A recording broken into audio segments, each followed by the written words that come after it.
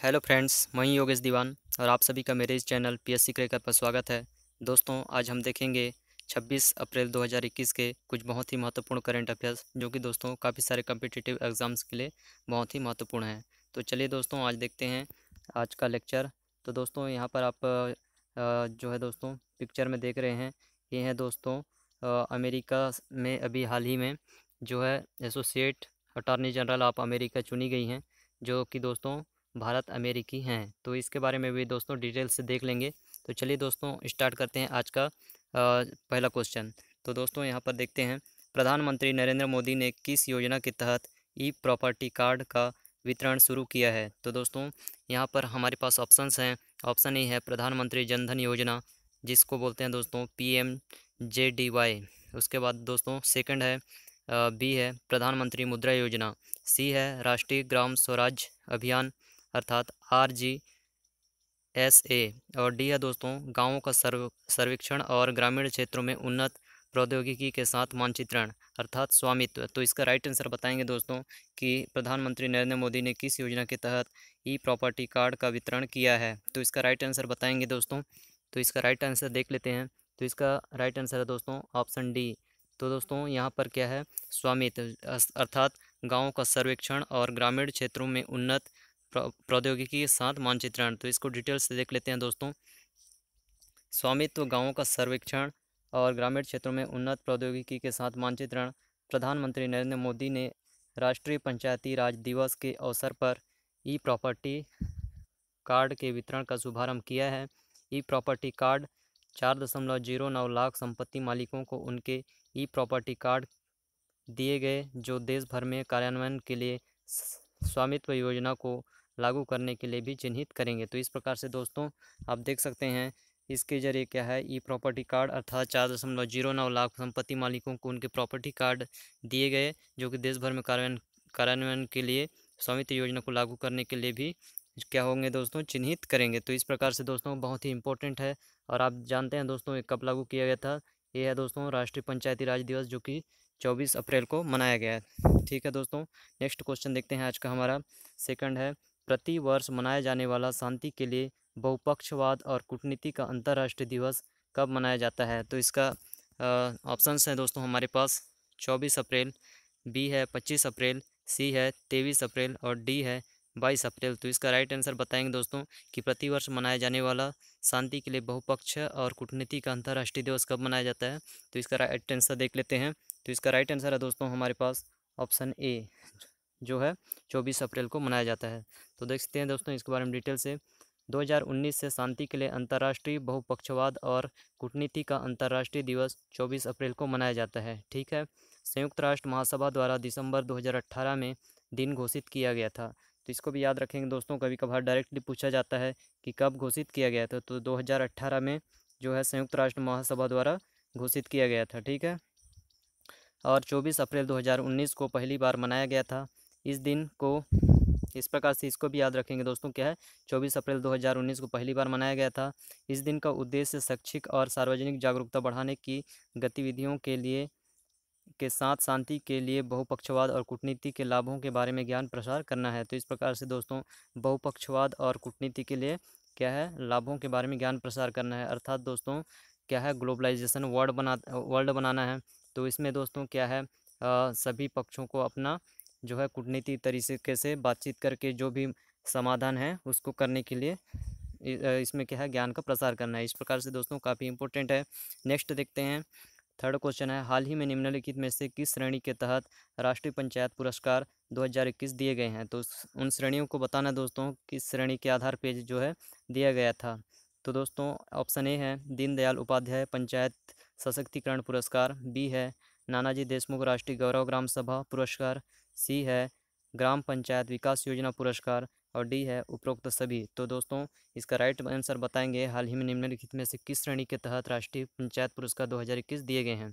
तो दोस्तों इस प्रकार से देखेंगे दोस्तों, तो इसका राइट आंसर है हमारे पास ऑप्शन डी, अर्थात दोस्तों सभी सही हैं। ठीक है, तो इसके बारे में डिटेल से देख लेते हैं दोस्तों। प्रधानमंत्री श्री नरेंद्र मोदी ने राष्ट्रीय पंचायती राज दिवस के अवसर पर राष्ट्रीय पंचायत पुरस्कार 2021 दिया। राष्ट्रीय पंचायत पुरस्कार 2021 निम्नलिखित श्रेणियों के अंतर्गत दिए जा रहे हैं। तो दोस्तों उन श्रेणियों को देखते हैं कौन कौन से हैं। तो पहला है दीनदयाल उपाध्याय पंचायत, तो पहला है दोस्तों दीनदयाल उपाध्याय पंचायत सशक्तिकरण पुरस्कार। और उसके बाद है दोस्तों नानाजी देशमुख राष्ट्रीय गौरव ग्राम सभा पुरस्कार, ग्राम पंचायत विकास योजना पुरस्कार, बच्चों के अनुकूल ग्राम पंचायत पुरस्कार। उसके बाद है दोस्तों ई पंचायत पुरस्कार केवल राज्यों या फिर संघ राज्य क्षेत्रों को दिया गया। ठीक है दोस्तों, तो इस प्रकार से याद रखेंगे, काफ़ी इंपॉर्टेंट है। नेक्स्ट हमारा क्वेश्चन देखते हैं आज का। फोर्थ क्वेश्चन है, हाल ही में समाचारों में देखी गई नीति घाटी कहाँ है। तो दोस्तों हमें बताना है कि नीति घाटी कहाँ है। ठीक है, तो इसका ऑप्शंस हैं दोस्तों, ऑप्शंस हैं, ऑप्शन ए है हिमाचल प्रदेश, ऑप्शन बी है उत्तराखंड, ऑप्शन सी है जम्मू और कश्मीर, ऑप्शन डी है सिक्किम। तो इसका राइट आंसर बताएंगे दोस्तों कि नीति घाटी कहाँ पर है। तो इसका राइट आंसर है दोस्तों ऑप्शन बी। तो ऑप्शन बी में है दोस्तों नीति घाटी। और साथ ही याद रखेंगे दोस्तों यहाँ पर नीति NML अर्थात नीति माना लिपुलेख, तीनों दोस्तों कहाँ पर स्थित है, उत्तराखंड में है। ठीक है, इसके बारे में डिटेल से देख लेते हैं। नीति घाटी यह एक दूरस्थ घाटी है जो उत्तराखंड के सबसे उत्तरी क्षेत्र में है। ठीक है दोस्तों, इस प्रकार से याद रखेंगे, सबसे उत्तरी में क्या है, नीति है, उसके बाद माना होगा, उसके बाद लिपुलेख नीचे, इस प्रकार से याद रखेंगे। ठीक है, क्षेत्र में 3600 मीटर की ऊंचाई पर स्थित है। समाचारों में क्यों था दोस्तों, उसको देखते हैं। ठीक है, 23 अप्रैल 2021 को भारत चीन सीमा पर चमोली जिले में स्थित सुमनी नीति घाटी में एक ग्लेशियर का विस्फोट हुआ। ठीक है दोस्तों, इस प्रकार से जो है सुमनी नीति घाटी में एक ग्लेशियर का क्या है, विस्फोट हुआ था। ठीक है, 23 अप्रैल 2021 को, इसीलिए क्या है समाचार में था दोस्तों। ठीक है, नेक्स्ट देखते हैं 5। अमेरिकी न्याय विभाग के एसोसिएट अटॉर्नी जनरल बनने वाले पहले भारतीय अमेरिकी कौन है। तो दोस्तों इस प्रकार से देखेंगे, अमेरिकी न्याय विभाग के एसोसिएट अटॉर्नी जनरल बनने वाले जो है पहले भारतीय अमेरिकी कौन है, जिनका दोस्तों अभी मैं फर्स्ट में आपको क्या है पिक्चर दिखा रहा था, उन्हीं के बारे में बात किया जा रहा है। तो इसके लिए हमारे पास ऑप्शंस हैं। ऑप्शन ए है जेनिफर राजकुमार, और बी है दोस्तों नीमा कुलकर्णी, सी है केसाराम, और डी है दोस्तों वनीता गुप्ता। तो इसका राइट आंसर है दोस्तों, इसका राइट आंसर बताएंगे। तो इसका राइट आंसर है हमारे पास ऑप्शन डी है। तो दोस्तों वनीता गुप्ता उनका नाम है दोस्तों, वनीता गुप्ता। इनके बारे में डिटेल्स देख लेते हैं। भारतीय मूल की प्रमुख अमेरिकी नागरिक अधिकारों की वकील जो है दोस्तों, इनको याद रखेंगे, नागरिक अधिकारों से संबंधित वकील हैं। ठीक है, वनीता गुप्ता को अमेरिकी सांसद ने सहयोगी अटॉर्नी जनरल के पद के लिए चुना है, जिसके बाद वह पहली अश्वेत व्यक्ति बन गई हैं। तो दोस्तों इस प्रकार से आप देख सकते हैं, जो है भारत अमेरिकी हैं और पहली अश्वेत व्यक्ति बन गई हैं, जो न्याय मंत्रालय में तीसरे सबसे बड़े पद पर काबिज होंगी। ठीक है, अटॉर्नी जनरल के बारे में देख लेते हैं दोस्तों। तो इसको भी याद रखेंगे दोस्तों, जो है अमेरिकी जो भी न्याय विभाग में है वो तीसरे सबसे बड़े पद पर हैं। अटॉर्नी जनरल के बारे में देख लेते हैं, वह एक अमेरिकी नागरिक अधिकार वकील हैं। वह नागरिक और मानव अधिकारों पर नेतृत्व सम्मेलन के अध्यक्ष और मुख्य कार्यकारी अधिकारी हैं। तो इस प्रकार से दोस्तों काफ़ी इंपॉर्टेंट है, याद रखेंगे। नेक्स्ट क्वेश्चन देखते हैं आज का हमारा। International girls in ICT day 202 का विषय क्या है। तो दोस्तों इसको बताना है, अभी हाल ही में हुआ था जो है international girls in ICT day 202 का जो है विषय बताना है। तो दोस्तों हमारे पास ऑप्शंस हैं। ऑप्शन ए है connected girls creating brighter future, और बी है दोस्तों इंस्पायरिंग द नेक्स्ट जनरेशन, सी है ब्राइडिंग द स्टैंडर्डाइजेशन गैप, और उसके बाद है दोस्तों आपका D expand horizons change attitudes. दोस्तों इसका राइट आंसर बताएंगे। तो इसका राइट आंसर है दोस्तों हमारे पास ऑप्शन ए। तो दोस्तों connected girls creating bright future, तो इसका जो है international girls in ICT day 202 का विषय है। तो दोस्तों इसके बारे में डिटेल से देख लेते हैं। International girls in ICT day के बारे में देखते हैं दोस्तों। वार्षिक रूप से अप्रैल में चौथे गुरुवार को मनाया जाता है। इस प्रकार से याद रखेंगे दोस्तों, क्या है अप्रैल में चौथे गुरुवार को मनाया जाता है। ठीक है, इस वर्ष international girls in ICT day 22 अप्रैल 2021 को मनाया जा रहा है। इसका विषय है दोस्तों connected girls creating brighter future है। महत्व देख लेते हैं दोस्तों, ये क्यों इतना इम्पोर्टेंट हो जाता है। यह सूचना और संचार प्रौद्योगिकी अर्थात आईसीटी के विकासशील क्षेत्रों में अध्ययन और करियर के बारे में सोचने के लिए लड़कियों और युवा महिलाओं को सशक्त बनाने और प्रोत्साहन करने के लिए एक विश्वव्यापी वातावरण स्थापित करने की पहल है। तो दोस्तों इस प्रकार से देख सकते हैं, जो भी लड़कियां हैं और दोस्तों युवा महिलाओं को क्या है सशक्त और प्रोत्साहित करने के लिए विश्वव्यापी वातावरण स्थापित करने का एक पहल है। तो इस प्रकार से दोस्तों महिलाओं के पॉइंट ऑफ व्यू से बहुत ही इम्पोर्टेंट है। नेक्स्ट देखते हैं दोस्तों, हाल ही में समाचारों में देखी गई के आर आई अर्थात KRIN ननगाला।